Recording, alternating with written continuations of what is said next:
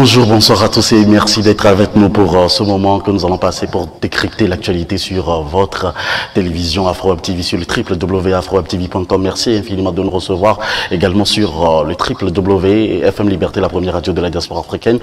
Nous sommes très heureux d'avoir à nos côtés aujourd'hui donc des panélistes de taille et aujourd'hui donc nous nous excusons pour ce petit retard accusé dû à la disponibilité également donc de nos panélistes et aussi également donc nous annonçons que notre troisième panéliste ne fera pas partie de cette émission dû à son indisponibilité pour participer à cette émission aujourd'hui. Merci infiniment de nous recevoir chez vous aujourd'hui. Donc nous avons l'honneur d'avoir à nos côtés, mesdames, messieurs, donc monsieur Classio Koutoglo, consultant politique et analyste politique.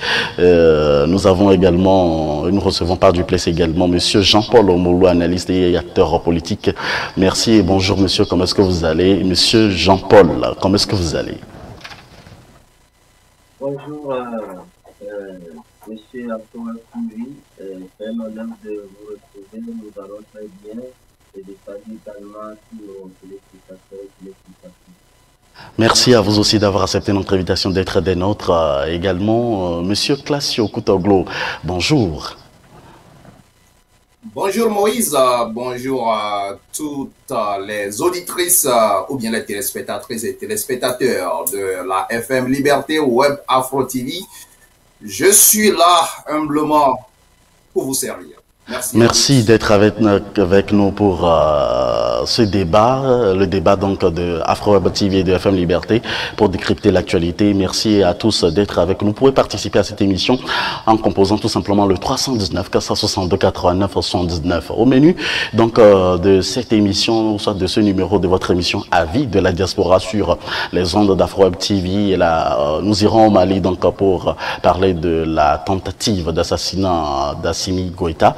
Et après, donc, nous parlerons également du troisième mandat des chefs d'État africains et finir avec le CENAP également, donc, qui est pour dire si c'est une négociation réussie ou qui a échoué du côté du Togo. Merci à tous d'être avec nous pour ce débat de AfroWeb TV. Alors, au Mali, le président de la transition, Assimi Goïta, a échappé mardi dernier donc, à une tentative d'assassinat à la grande mosquée de Bamako.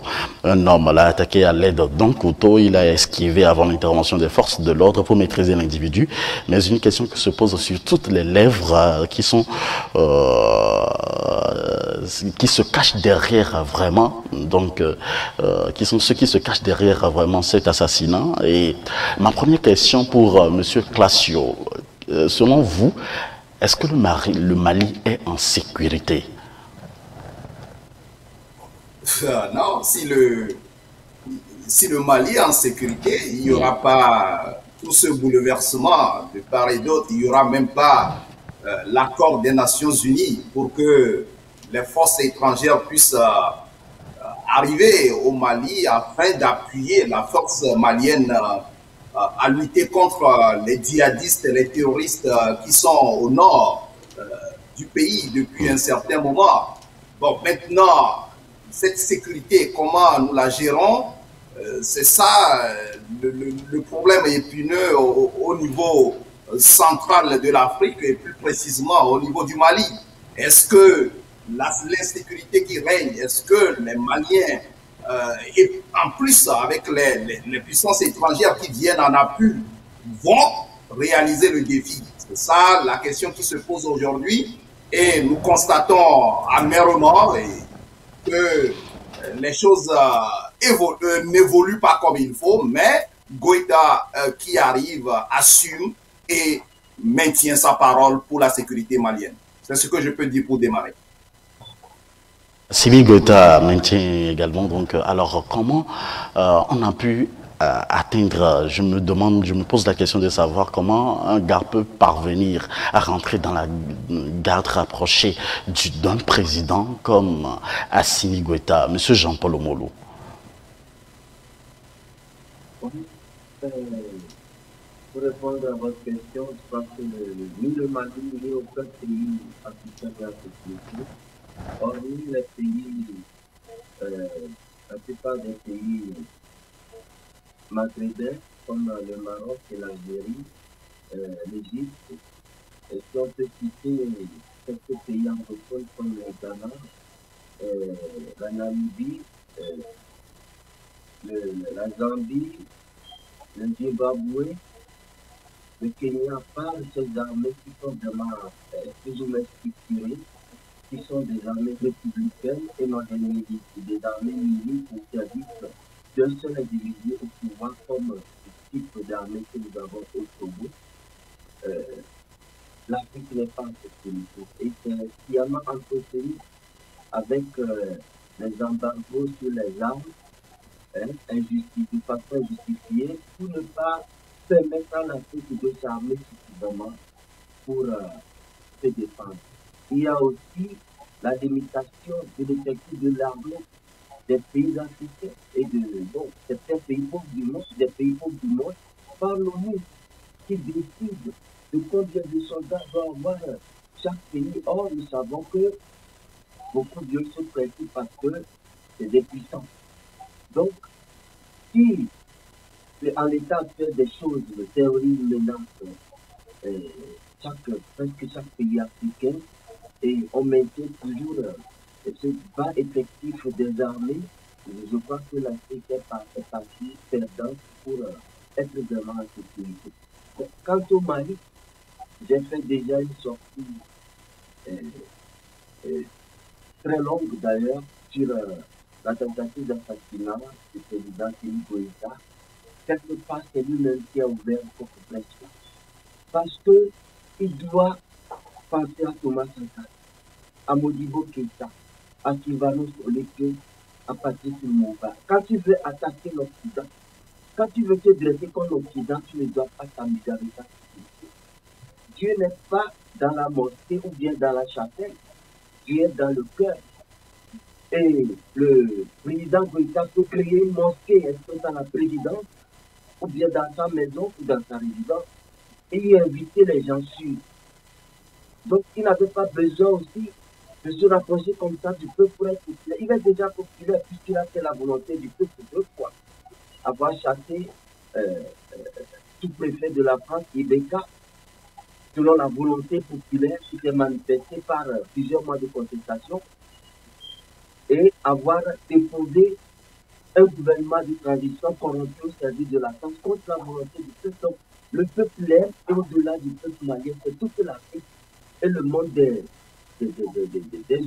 humanistes sur la terre entière.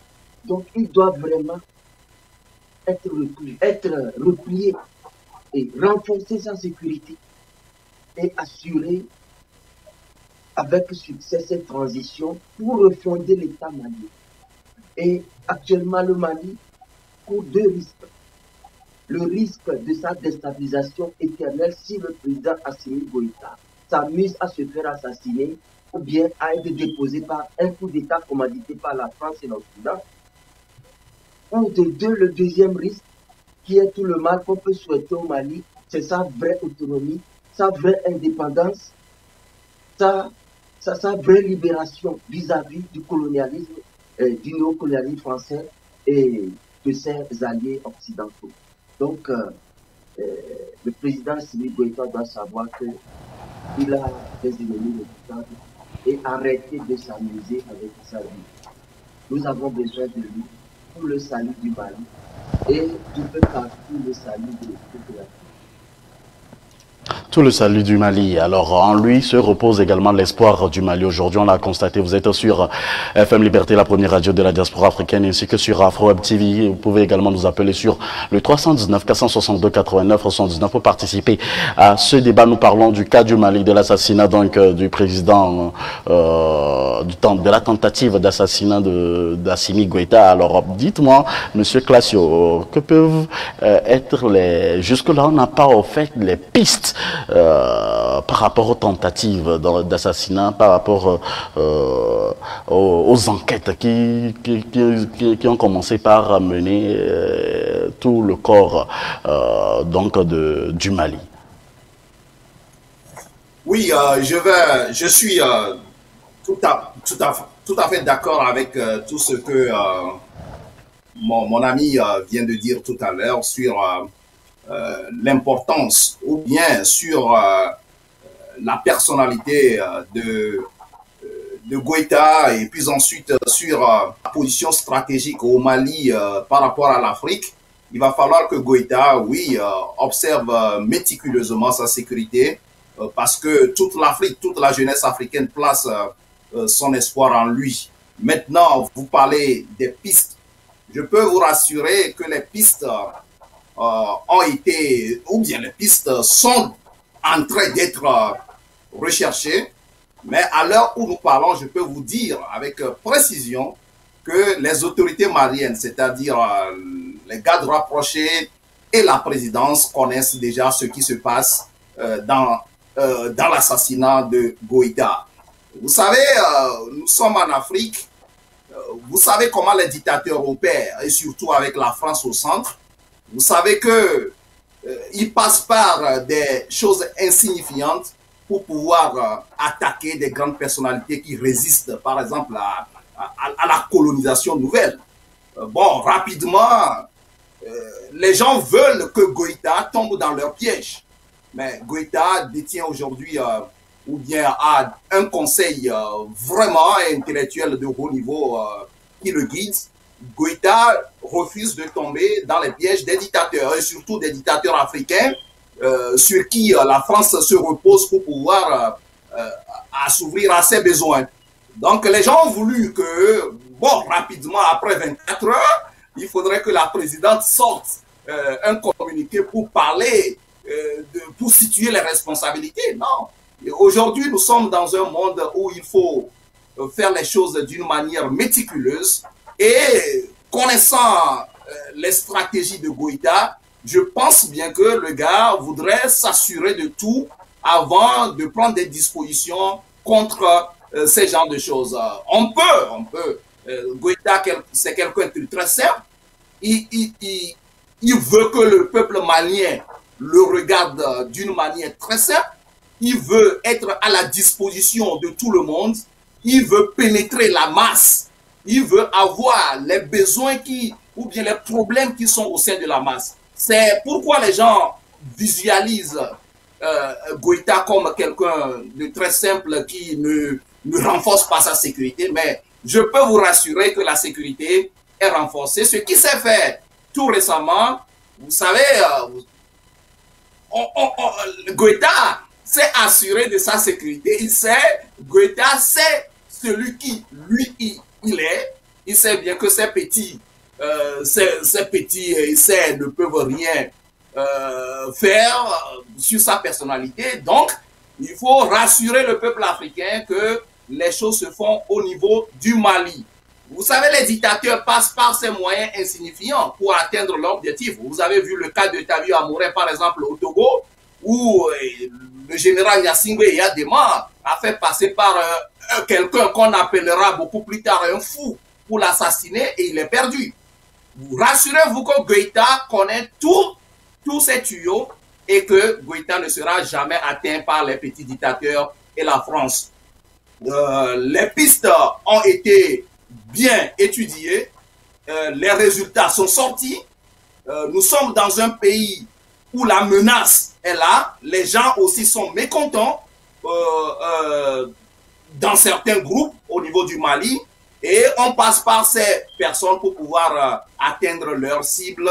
Mais rassurez-vous que le Mali sera indivisible. Goïta a tout mis en œuvre pour que même Kidal soit repris dans les jours à venir. Kidal où la France a installé le djihadisme. Goïta le prendra bientôt. Goïta le prendra bientôt, c'est votre avis sur la question aussi. Nous recevons également pour débattre ces thématiques Monsieur Classio Koutoglo, analyste et consultant politique. Nous avons également l'honneur de recevoir Monsieur Jean-Paul Omolo, qui est analyste et également activiste politique et acteur politique. Merci infiniment d'être avec nous pour la suite de ces débats qui concernent le Mali. Je me pose la question de savoir, et plusieurs d'entre les téléspectateurs se posent la question de savoir également si Goïta gouverne très bien en ce moment le Mali. Monsieur Jean-Paul. Moi, je crois que nous n'avons pas à émettre notre avis, pas même que la France ait ce droit-là, de dire à Goïta comment il doit diriger le Mali. Nous lui disons tout simplement de veiller sur sa sécurité et de veiller sur la sécurité du Mali pour qu'il n'y ait pas une tentative de déstabilisation à partir des 5200 soldats français qu'il y a au Mali seul, ajoutés aux soldats de l'OTAN. Et malgré ça, eux qui ont toutes leurs machines pour surveiller l'Afrique au peigne fin n'arrivent pas à localiser les fameux djihadistes qui combattent depuis 2012-2013. Donc, la présence militaire française au nord Mali, c'est une stratégie de reconquête de tout le Sahara qui s'avère être l'un des points stratégiques les plus riches en ressources naturelles rares et qui constituent des réserves sur des centaines, voire des milliers d'années. Donc, Goïta, c'est ce qui l'a motivé à opérer le coup d'État du 18 août 2020 et il sait pourquoi il a refait une mise en ordre en mai 2021 et je crois que il sait comment diriger cette transition, il sait comment la mener à bon port. Voilà pourquoi quand Baoudao s'est avéré traître, quand il s'est avéré un panthère de la France, il n'a pas hésité à le déposer calmement. Rappelons que Goïta a compris qu'avec la France et l'Occident, nous serons toujours en insécurité parce que toute la politique menée par la France et la diplomatie européenne, leur présence dans les ambassades et dans les accords de paix, tous ces accords sont faits à la suite de la conférence de Berlin qui a décidé du partage de l'Afrique, de son morcellement, une politique de diviser pour bien régner les Africains. Et je ne crois pas que en décolonisant l'Afrique, les Européens se sont retirés. Non, ils ont seulement changé d'habit, ils ont changé de méthode de fonctionnement, mais la colonisation européenne de l'Afrique fonctionne et bien sous des pires formes qu'elle l'a été avant les années 1960. Donc, Goïta, nous lui faisons confiance parce qu'il a compris que c'est la Russie, la force, la puissance sur laquelle il faut compter aujourd'hui. Et la France sait que si la Russie arrive à s'implanter au Mali, ce n'est ni elle, la France, ni les États-Unis, ou bien ni l'OTAN qui vont oser défier la présence russe au Mali. En Centrafrique, la France a tout essayé. Elle a essayé avec ses journalistes de France 24 de payer entre 500 et 1000 euros aux pauvres paysans pour leur dire de témoigner contre la Russie, de mettre des exactions que la France et ses alliés de Séléka, ces terroristes de Séléka, ont semé et qu'ils puissent s'en servir pour voter des motions de sanctions à l'ONU contre la Russie. Mais les paysans ont bien dit que malgré qu'ils sont pauvres, ils refusent la corruption française et que leur pays a souffert trop honnête des Français et que depuis quelques mois que la Russie est venue, ils ont connu la paix. Donc, en Syrie, la Russie nous a montré que là où elle est présente, l'Occident, tout son Bataclan de l'OTAN échoue. Ce n'est pas au Mali qu'ils vont défier la Russie. Donc, Assimi avait essayé de faire signer un accord militaire avec la Russie, mais la Russie exigeait la signature du président. Or, Goïta craignait que si le président était informé de cet accord, la France serait informée. Il avait apposé lui-même sa signature, mais pour la légitimité, la Russie a exigé la signature du président même. Et Goïta a essayé d'en parler au président. Le président a filé en France pour raconter le contenu ou bien les projets de rapprochement de Goïta vers, de la Russie, et la France a demandé tout de suite qu'on destitue ce gouvernement dont faisait partie Goïta, son ministre de l'Intérieur et de la Défense, les pro-russes en question. Et c'est ce que Goïta a anticipé en déposant un gouvernement corrompu qui était aux ordres de la France. Tout court, Goïta sait pourquoi il prend de si grands risques pour son peuple. Donc, nous lui faisons confiance, il va diriger bien le Mali. Il le fait d'ailleurs bien. C'est pourquoi il attise la convoitise de la France. C'est pourquoi Emmanuel Macron est agité tout le temps pour attaquer la France, pour attaquer le Mali, pour pousser la CEDEAO à sanctionner. Mais Dieu merci, le président ghanéen a dit que non, pour une fois, les Africains, nous sommes mûrs à décider nous-mêmes. Au sommet de la crasse sur le Mali, grâce au président ghanéen, la CEDEAO a rejeté la pression française de sanctionner le Mali. Donc, les choses avancent sur la bonne voie. Goïta fait ce qu'il doit faire. Moi, je lui fais confiance. Je dis tout simplement de redoubler de vigilance parce que la France a reçu deux affronts. L'affront d'août 2020 et l'affront de mai 2021 de la part de Goïta. Ce sera impardonnable. La France voudra faire du Mali un Haïti bis pour montrer qu'on ne défie pas la France comme ça. Pour parier à tout ça, Goïta doit tout faire pour réussir cette transition. Donc selon vous, c'est la France qui est derrière ça, cette tentative d'assassinat? Oui, c'est justement cela. Et c'est là où je viens déjà reprocher ça, je ne vais pas lui adresser un reproche consécutif. Donc, il n'a pas besoin de connu comme ça dans la masse. La masse l'aime déjà. Qu'il soit dans son coin bien entouré, bien sécurisé, et qu'il prenne les grandes décisions qui vont refonder l'État malien. C'est ce que nous lui demandons. Nous lui avons dit que nous sommes prêts à abandonner tout ici.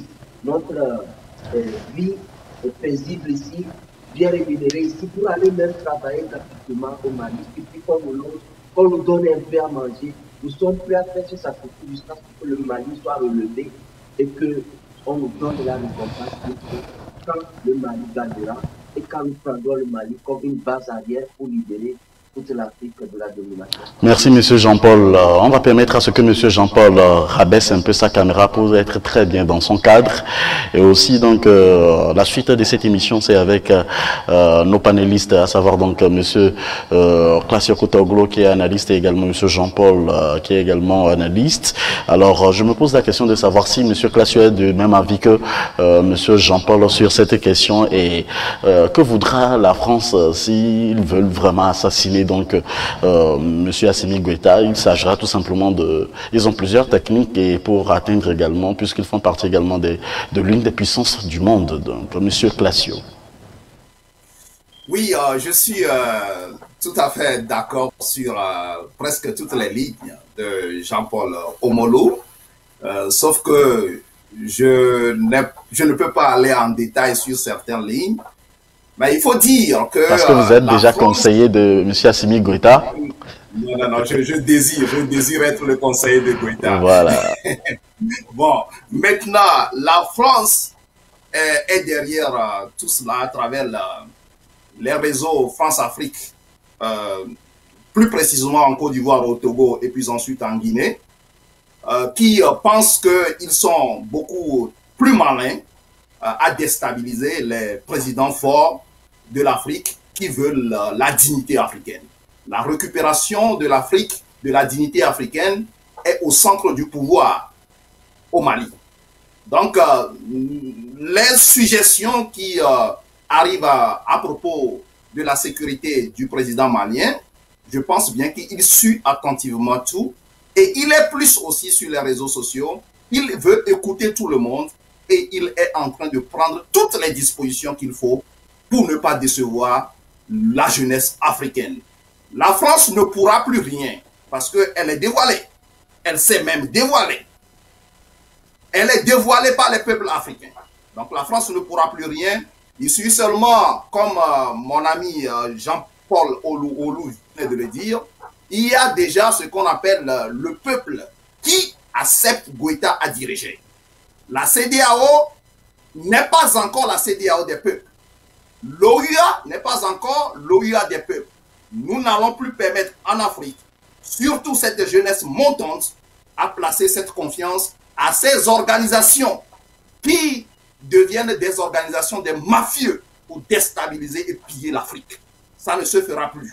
Et c'est pour cela que nous demandons à la jeunesse, et surtout la jeunesse dans l'armée africaine, à tous les niveaux des pays, pour que cette conscience puisse devenir une réalité afin de reprendre la destinée du pays. Je ne voudrais pas donner les chiffres ici de ce qui se passe plus précisément à Kigali, où la France, au lieu de rejeter les rebelles, les terroristes, a plutôt signé des contrats avec les rebelles et des terroristes à venir s'installer à Kidal.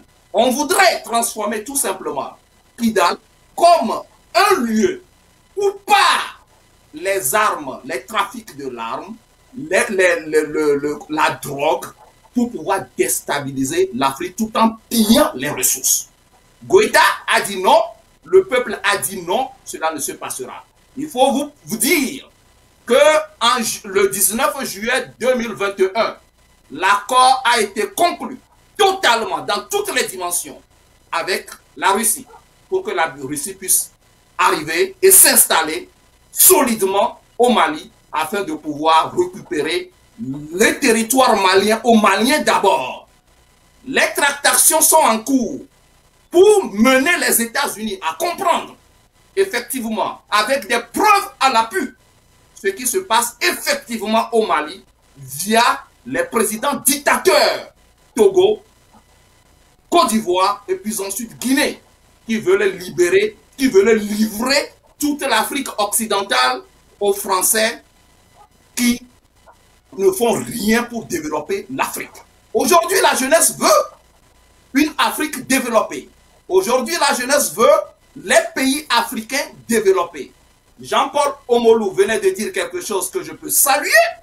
Je suis libre aujourd'hui à ramasser tous mes effets avec la connaissance que les États-Unis m'ont transmis pour pouvoir aider un pays où l'Afrique occidentale a réussi dans quelque chose. Pourquoi nous sommes encore à l'étranger et nous travaillons comme des esclaves? C'est parce que la France passe par ses dirigeants ternes de l'Afrique pour pouvoir nous mettre dans ces conditions ici. On vit bien, oui, Dieu merci, mais avant d'en arriver là, parce que tu as commencé l'immigration à 25 ans, à 28 ans, à 30 ans, et que tu es à côté avec des jeunes docteurs qui ont 18, 22 ans, 23 ans. C'est un peu difficile. Si nous restons dans notre Afrique, les structures sont développées, les structures sont mises en place, l'Africain n'a rien à foutre à l'étranger. Les stratégies sont en place pour pouvoir conduire les équipes de Goïta à expliquer tout au fond en comble les choses aux autorités africaines pour que les États-Unis comprennent certaines choses dans une certaine particularité sur le cas du Mali. Nous ne voulons pas que la Russie, les États-Unis ou bien les États-Unis mettent leur bouche dans certaines affaires qu'ils ne comprennent pas. Aujourd'hui, le Mali est très important pour tous les Africains. Il va falloir qu'on récupère le Mali totalement, le territoire soit repris totalement pour que l'Afrique puisse avoir une base de développement. C'est ce que je ne voudrais pas amener le sujet du Bénin, c'est ce que Patrice Talon aussi a essayé de commencer. On l'abordera. À apprécier. Merci beaucoup pour votre éclairage aussi. Alors, monsieur Jean-Paul Omolou, quelles sont les mesures idoines pour éviter de plonger le Mali dans une peur, puisque aujourd'hui, il y a déjà l'assassinat, la tentative d'assassinat d'Assimi Goïta? Non, moi je crois que Dieu merci que cette tentative a échoué et qui doit faire prendre conscience non seulement au gouvernement de transition, mais à tout le peuple malien et à son armée que la menace est permanente et que tout peut arriver s'ils dormaient sur leur laurier et pensaient avoir déposé ou bien chassé les gouvernements successifs pro-français et que tout est réglé maintenant. Non. Dieu merci, le Premier ministre, M. Maïga, a reconnu qu'il y a des groupes un peu mécontents. On sait que ceux qui trouvent leur largesse dans le gouvernement IBK ne seront pas contents. Ceux qui trouvent bon compte dans le gouvernement Banda ne seront pas contents. Donc, c'est les patriotes, et la plupart des Maliens sont patriotes. Ils sont les descendants de Soudiata Keita. Ils connaissent leur histoire. Et cette fierté d'être malien les a toujours poussés à affronter tout gouvernement abusif qui est à un moment donné arrivé soit par coup d'État ou soit par des élections à la tête du Mali. Donc, j'ai toujours compté sur ce peuple-là qui connaît son histoire. La nécessité de connaître son histoire, la nécessité de se l'approprier et la nécessité de tout perdre pour garder sa fierté, sa dignité, même si on est pauvre. C'est ce que Sékou Touré essaye de nous enseigner en disant à la France qu'il préfère avoir une dîner pauvre dans la liberté, dans l'indépendance, que de l'avoir riche sous la domination française. Donc, cette fierté, les Maliens doivent vraiment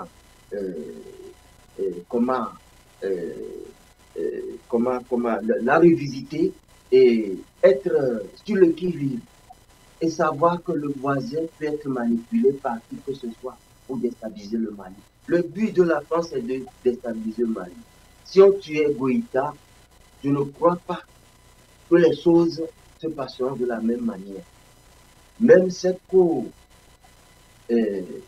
compagnons d'armes qui l'ont assisté dans les 2 putsch successifs, personne n'aurait son courage, sa vision, son goût du risque et son degré d'amour et de sacrifice pour la nation. Donc, les Maliens gagneraient tous à être vigilants, à assurer chacun leur sécurité, la sécurité du pays, à assurer la sécurité de l'armée et du gouvernement, et ils doivent être les informateurs de tout mouvement suspect, et signaler tout mouvement suspect au gouvernement et créer vraiment les conditions d'une sécurisation du Mali pour que la transition se fasse bien. Pour que la transition se fasse également, sans transition, nous passons également à un auditeur qui nous appelle. Alors, auditeur, bonjour. Oui, bonjour mon frère Moïse. Alors, comment est-ce que vous allez, monsieur Wadja? Oui, je vais très bien, je vais bien. Par la grâce de Dieu. On rend grâce à Dieu. Vous n'êtes pas en studio avec nous, mais ça fait plaisir de vous écouter. Alors, quelle est votre appréhension sur ce sujet du Mali par rapport à la tentative d'assassinat? Allez-y. Oui, merci beaucoup mon frère Moïse. Je voudrais te dire sincèrement merci pour tout ce que tu fais pour l'Afrique et dire merci à nos 2 panélistes, mon frère Classio et puis le frère Jean-Paul. Oui. Merci beaucoup pour vos idées et merci beaucoup pour tout ce que vous apportez pour la déconstruction de cette mafia française en Afrique. Je voudrais dire le sujet malien, tout comme dans beaucoup de pays en Afrique, particulièrement en Afrique francophone, nous savons tous que la France en est pour quelque chose. Elle est toujours derrière les coups montés contre nos chefs d'État qui veulent sortir la tête, qui veulent défendre les intérêts du peuple, qui veulent l'intérêt de l'Afrique et qui défendent l'intégrité territoriale en Afrique. Et cette France-là a encore prouvé, une fois encore, qu'elle est capable, même en pleine journée, envoyer des mercenaires, nos propres frères africains, égorger un chef d'État dans une mosquée encore. Et si aujourd'hui, les Africains qui considèrent la religion comme un point ou quelque chose de très important dans leur vie ont le courage de rentrer dans une mosquée qu'on considère comme une maison de Dieu et vouloir égorger leurs propres frères parce que dirigeant français ou une politique française serait derrière en train de les manipuler, là nous sommes en danger. Nous sommes en danger. Et c'est ce que moi je voudrais dire. Nous tous nous savons, nous tous sommes d'accord que la France est derrière tout ça, et l'Occident en général. Et nous pouvons, comme le frère disait, on peut avoir peut-être des avec la Russie ou d'autres pays qui sont prêts à défendre l'Afrique. Mais si nous les Africains, nous ne faisons pas quelque chose pour nous-mêmes, on peut amener n'importe quelle armée pour nous aider, on ne va pas s'en sortir. Parce que si on n'arrive pas à une étape où les Africains sont capables de dire non, je ne vais pas monnayer la vie de mon frère contre de l'argent, on ne va pas s'en sortir. Oui, il n'y a pas de dirigeant ou il n'y a pas de leader dans ce monde qui fait l'unanimité dans son pays. Il y a toujours, partout, que ce soit en Occident ou bien en Afrique, il y a tout dirigeant ou tout leader a toujours des opposants, a toujours des gens qui ne sont pas fiers du travail qu'il fait. Nous avons même vu en France où un citoyen a giflé Emmanuel Macron. Nous avons vu en France encore, au temps de Hollande, où on a versé de la poudre sur lui. C'est pour on n'est pas fier de son travail qu'il fait. Et si en Afrique, nous, notre manière d'exprimer notre mécontentement, c'est de faire alliance avec cette France et tuer nos propres frères, c'est que nous mettons notre continent en danger. Moi, mon point de vue est que nous avons un ennemi commun qui est la France. Et si les Africains ne prennent pas conscience de la réalité, personne ne viendra nous sauver. On peut envoyer la Russie au Mali tant que les Africains seront prêts à prendre de l'argent des mains de la France et vouloir assassiner leurs propres frères. J'ai vu la vidéo de tentative d'assassinat de Assimi dans une mosquée. Je ne sais pas si la vidéo est authentique ou pas, mais quand même c'est terrible que le courage de prendre un couteau, aller s'attaquer à un président, voulant le gorger comme une chèvre. C'est grave, c'est grave. Donc pour ma part, on peut tout dire. Nous voyons les faits, qui est la France. Ça c'est le fait, ça. Maintenant, la solution c'est quoi? La question que nous devons nous poser, c'est quoi la solution? Et moi je me dis, on peut tout dénoncer, on peut tout dire, tant que les Africains nous-mêmes, nous ne prenons pas conscience de défendre nos élites ou de défendre notre intégrité et notre dignité, les gens vont toujours pétiner sur nous, les gens vont toujours nous manipuler pour assassiner nos propres frères. Quand nous voyons des mercenaires qui tuent les gens au Mali ou dans d'autres pays, on les considère comme ce ne sont pas directement les gens qu'on a envoyés d'ailleurs, ce sont nos propres frères qu'on manipule. Donc ce qui veut dire que l'Africain doit à un moment donné prendre conscience, dire non, on peut me donner des milliards parce que je suis pauvre, je ne vais pas quand même bafouer ma dignité et mon intégrité et éliminer une personne. Tuer mon propre frère parce qu'on me manipule. Non, nous allons pouvoir dire non à un moment donné et c'est ça qui va changer les donnes dans la politique africaine. Merci. Donc voilà un peu ce que je voulais dire. Je suis parfaitement d'accord pour tout ce que mes frères disent, mais pour moi, la plus importante des solutions ou des résolutions à prendre en tant que jeunesse africaine ou jeunesse consciente, il faut qu'on se remette en cause en tant qu'Africains pour éviter certaines situations telles que ce qu'on a vécu au Mali. Merci monsieur, merci beaucoup de nous avoir appelés, merci de faire comme monsieur Wadja a su et appeler nous sur le 319 462 89 119. Mes dernières questions sont ceci, à part qu'on a eu cette tentative d'assassinat pour à monsieur Assimi Goïta, qui est le président de transition, pensez-vous que monsieur Assimi Goïta respectera ce délai de transition, monsieur Classio? Je vous ai déjà dit, clair et net ici, sur cette même chaîne, tant que Faure Gnassingbé n'a pas pu respecter le délai d'une transition. On parle du Mali, monsieur Classio. Non, arrêtez, attendez pour que je puisse vous faire une petite introduction. Allez-y. Pourquoi la France est derrière certaines personnes à respecter coûte que coûte une transition à partir du moment où les problèmes ne sont pas réglés et on ne reste pas derrière certains présidents plutôt rejetés par leur pays à respecter les transitions. C'est ça la question. Aujourd'hui, nous avons un problème épineux, un problème central au Mali. La France a établi ou a installé ce qu'on appelle le djihadisme à travers les présidents dictatoriaux de 3, 4, 5 mandats. Maintenant, le pays est déstabilisé. Le pays est menacé. Les écoles ne fonctionnent pas. Les infrastructures ne fonctionnent pas. Les bacs sont menacés. Il va falloir un peu du temps pour pouvoir mettre de l'ordre dans les choses. Et maintenant, il faut laisser le jeune Thomas Sankara tranquille à travailler. Et c'est ce que nous demandons à la France. La France a plus à faire sur son territoire d'Hexagone que de se préoccuper du Mali. Nous avions écouté la France tout récemment à dire qu'elle s'est retirée du Mali. Qui vient la pousser encore à rétablir sa relation? Non, nous ne voulons pas même la présence de la France au Mali. Il faudrait que le président Macron puisse comprendre le cri des Africains. C'est ce que nous voulons faire comprendre à travers cette émission. Mesdames, Mesdemoiselles et Messieurs, retenez-vous bien, la France s'est retirée au Rwanda après 6 ans. Regardez aujourd'hui le Rwanda. Quand je descends au Rwanda, je pense par moment que je suis en Europe. Très propre, clean. Maintenant, regardez, la France était en Centrafrique. Regardez les conditions inextricables dans lesquelles les populations se trouvaient. La France s'est retirée, ou bien le président a pris une décision pour que la France se retire un peu. Regardez comment les conditions deviennent normales dans les conditions de température et de pression en Centrafrique.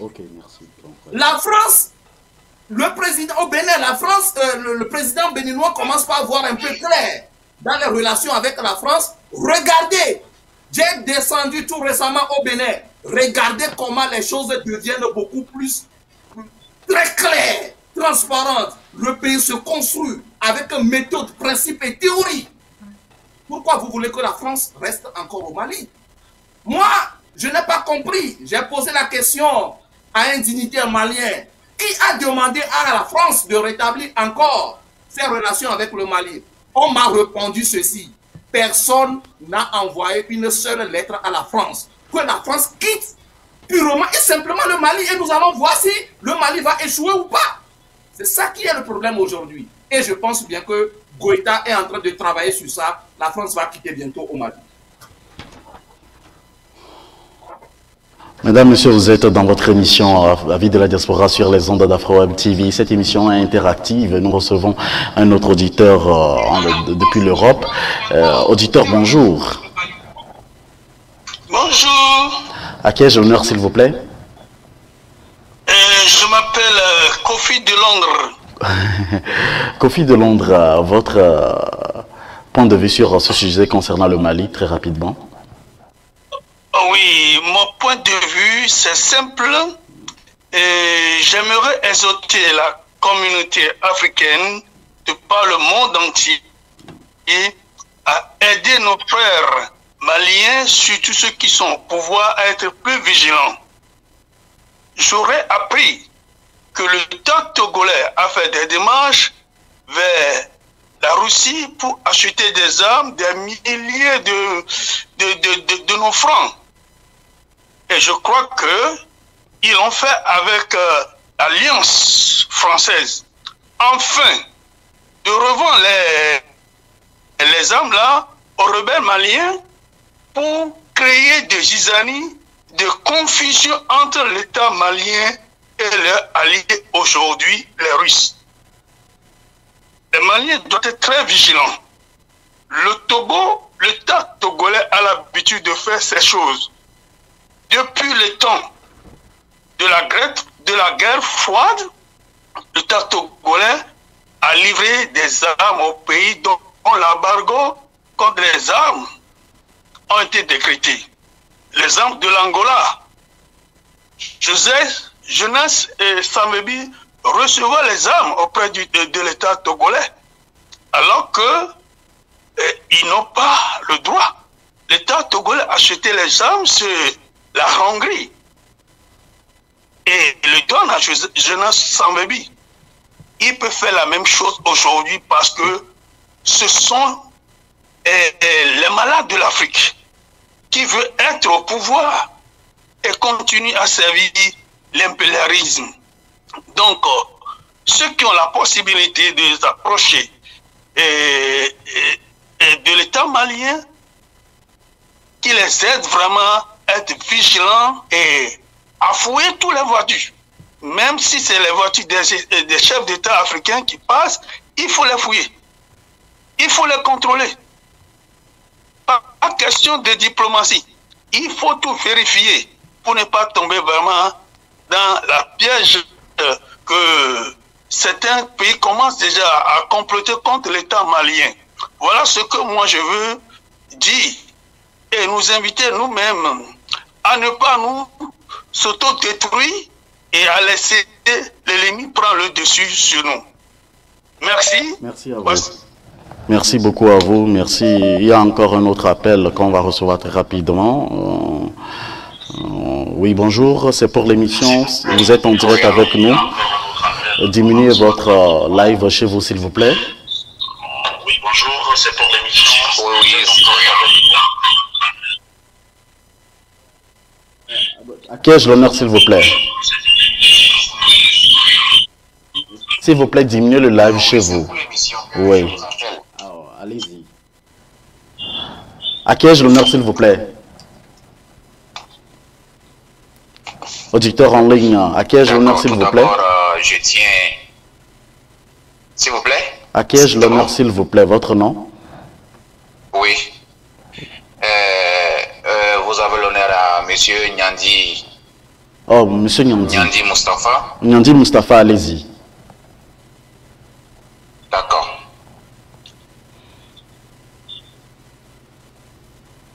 Monsieur Nyandi, on vous écoute. D'accord. Tout d'abord, je tiens à vous remercier pour tout ce qui vous êtes en train de se faire. Et dans le cadre du... Voilà, dans le cadre de... Dans le cadre de Mali, dans le cadre du Mali, je pense qu'il faut la prise de conscience de la diaspora africaine et le peuple malien. Parce que aujourd'hui, nous ne pouvons pas avoir seulement cette vision sur l'extérieur si on arrive à nous utiliser contre nous-mêmes, nos propres frères. Donc, une prise de conscience nationale, comme le souligne Fano, dans Peau noire, masque blanc, et qui nous interpelle à ce que la diaspora africaine doit travailler ensemble, en collaboration avec ses pairs pour pouvoir restaurer la dignité de notre pays et de nos nations. Donc, le problème aujourd'hui, si les coups d'État, les assassinats qui ont eu déjà passé en Afrique, et au XXIe siècle, ça va encore se produire. Donc, il faut se dire qu'il y a un problème de prise de conscience. Et il faut se dire qu'il y a un problème de prise de conscience. Et ce problème de prise de conscience doit être traité parce que l'Afrique appartient aux Africains et c'est les Africains qui doivent contribuer au développement économique et social de ce pays.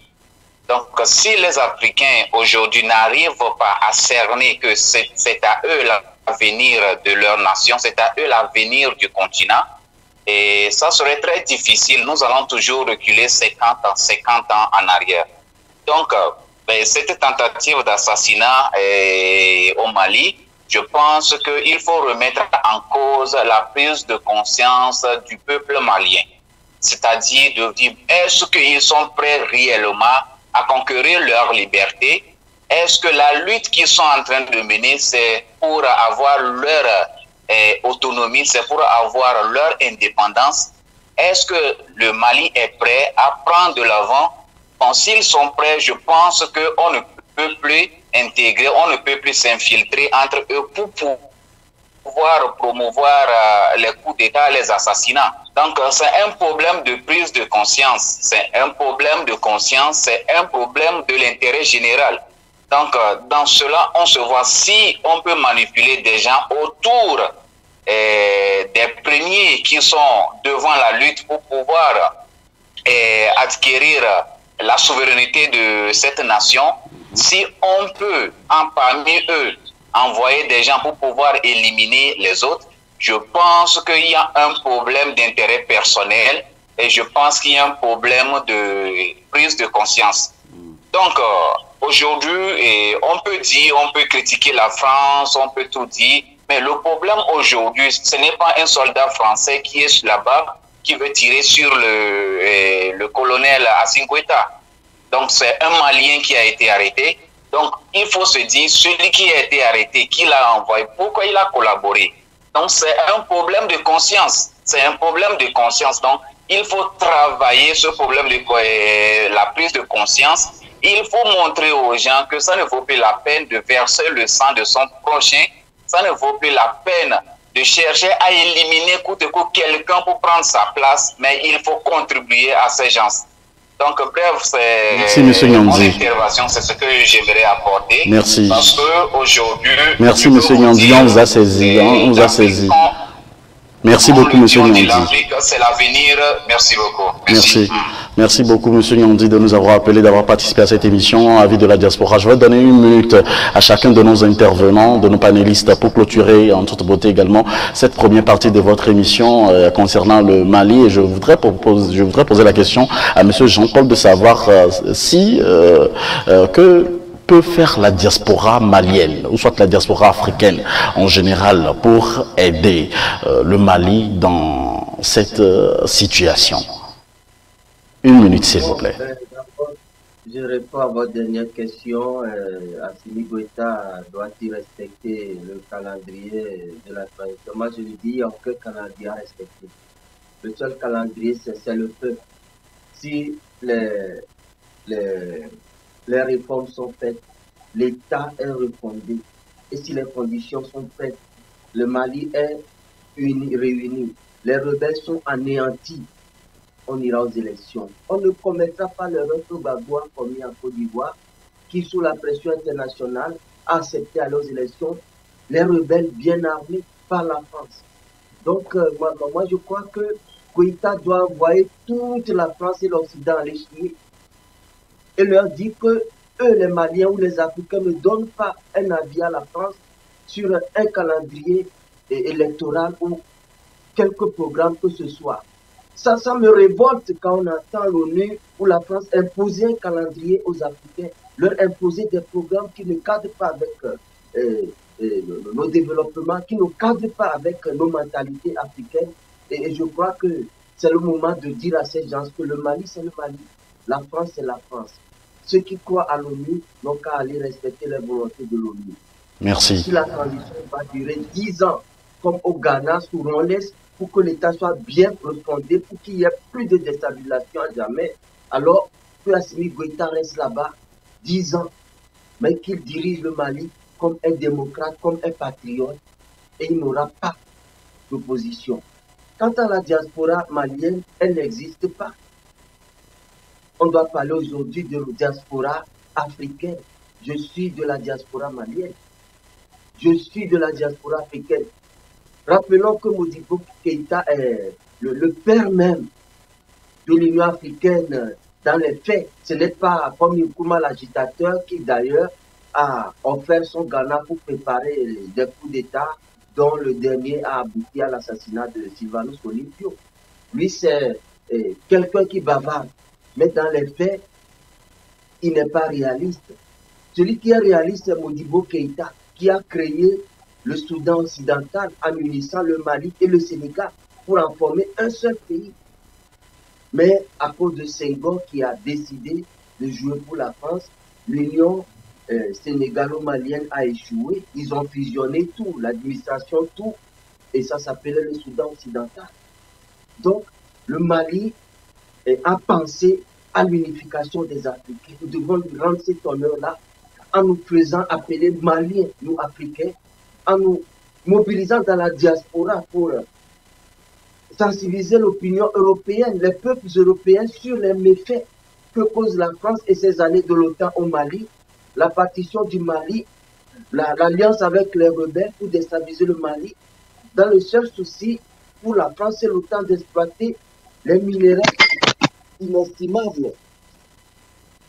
Vous m'excusez. Merci, merci monsieur Jean-Paul. Alors, monsieur Classio, je vous donne 1 minute pour répondre à ma question. Que peut faire la diaspora malienne en ce moment, la diaspora africaine, pour aider le Mali? Je ne vais pas parler de la diaspora malienne, mais je parle de la diaspora africaine dans sa globalité. Nous devons tous apporter nos contributions sans nécessairement chercher à gagner quelque chose dedans pour soutenir Goïta Assimi. C'est très important et je parle à toute la diaspora africaine un peu partout dans le monde à l'heure où nous parlons. De deux, le temps que la France a écourté de Thomas Sankara au Burkina Faso, nous allons récupérer ce temps-là pour pouvoir ajouter à la transition de Goïta afin que Goïta puisse résoudre les problèmes épineux liés à la sécurité au Mali. D'abord, avant qu'on ne pense même à une fin d'une transition. La France et les présidents dictateurs, à savoir le président dictateur togolais, étaient tout récemment au Tchad. Il y a la constitution, il y a le calendrier aussi là-bas. Il y a tout ce qui est établi dans la constitution. Mais le président français, le grand mafieux international qui déstabilise l'Afrique, était au Mali et a ordonné à ce que le fils du président puisse devenir président comme on l'a fait au Togo dans la rivière du sang des Togolais. Alors, il n'y a rien que la France peut encore nous apprendre aujourd'hui. Nous étions dans les mêmes écoles, nous avions choisi ce qu'on appelle l'éthique dans la politique et c'est ça que nous allons appliquer au Mali. Je demande aux Maliens qui vivent sur le territoire d'être très vigilants car nous pouvons avoir faim par moment, mais ce qui est très important, c'est d'avoir toujours la notion d'État, c'est-à-dire le nationalisme à la tête à partout et à tout moment pour que nous puissions récupérer ce qu'on appelle la dignité africaine. Les dictateurs vont venir vers eux, ils leur proposeront de l'argent, ils leur proposeront de n'importe quoi. Refusez, dénoncez-les comme on le fait aux États-Unis. Aux États-Unis, c'est la population qui supporte l'État. Je parle aux Maliens, je parle aux Africains. Je m'arrête là-bas pour le moment. Merci, monsieur Classio Kotoglo, d'être avec nous pour ce débat et merci à vous tous qui partagez également sur les autres plateformes et surtout également pour nous aider à dispatcher l'information, à informer donc la diaspora. Vous êtes au bon endroit. Merci et fin de cette première partie de votre émission Envie de la diaspora sur les ondes d'Afro Web TV. On se retrouve juste derrière après la pause pour aborder le second sujet de ce jour.